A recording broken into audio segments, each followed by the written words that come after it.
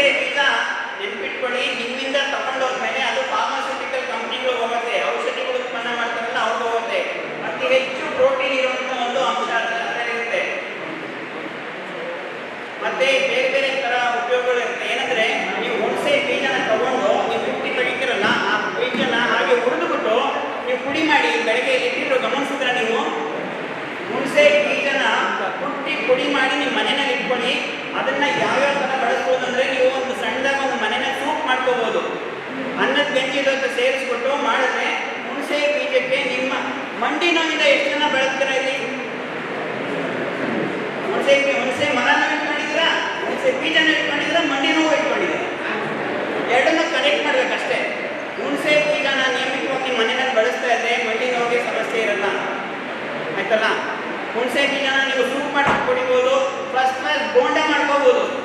ನಾನು ಮಾಗಡಿಯಲ್ಲಿ ನನ್ನ ತೋಟ ಇದೆ, ಒಂದು ಜೀವ ವೈವಿಧ್ಯ ಕೇಂದ್ರ ಅಂತ ನಡೆಸ್ತೀವಿ, ಮತ್ತು ಕೃಷಿ ಪ್ರವಾಸೋದ್ಯಮ ನಡೆಸ್ತೀವಿ. ನಾವು ಪ್ರವಾಸಿಗರೆಲ್ಲ ಬರ್ತಾರೆ ಬೆಂಗಳೂರಿಂದ, ಅವ್ರಿಗೆ ನಾವು ಮರೆತಿರುವಂತಹ ಆಹಾರ ಮೂಲಗಳು ಮತ್ತು ಔಷಧಿ ಸಸ್ಯಗಳನ್ನ ಕೆಲಸ ಮಾಡೋದು. ನಾವು ಇವನ್ನೆಲ್ಲ ಮಾಡ್ಕೊಡ್ತೀವಿ.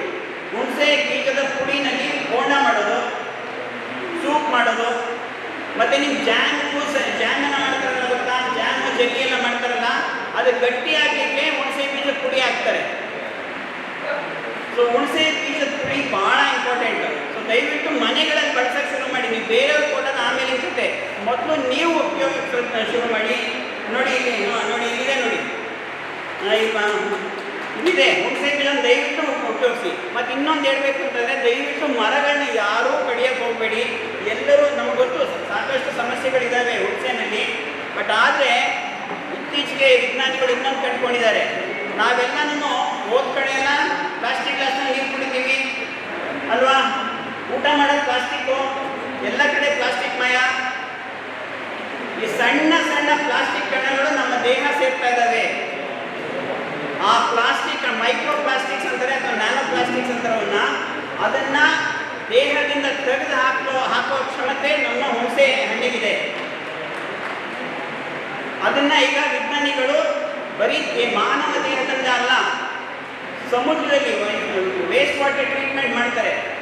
ಈ ಸಮುದ್ರನ ಕ್ಲೀನ್ ಮಾಡೋದಕ್ಕೆ ಎರಡೇ ಐಟಮು, ನಿಮ್ಮ ಬೆಂಡೆಕಾಯಿ ಮತ್ತು ಮೆಂತ್ಯ ಉಪಯೋಗಿಸ್ತಾರೆ ಸಮುದ್ರದಲ್ಲಿ ಇರೋ ಕಳೆನ ತೆಗೆಯೋದಕ್ಕೆ.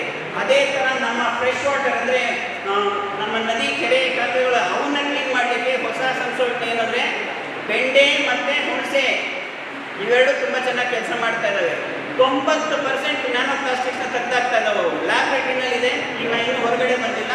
ನೆಕ್ಸ್ಟು ಮನುಷ್ಯರ ದೇಹದಲ್ಲಿದೆ ಕೆಲಸ ಮಾಡುವಾಗ ಅಂತ ಟ್ರೈ ಮಾಡ್ತಾ ಇದ್ದಾರೆ.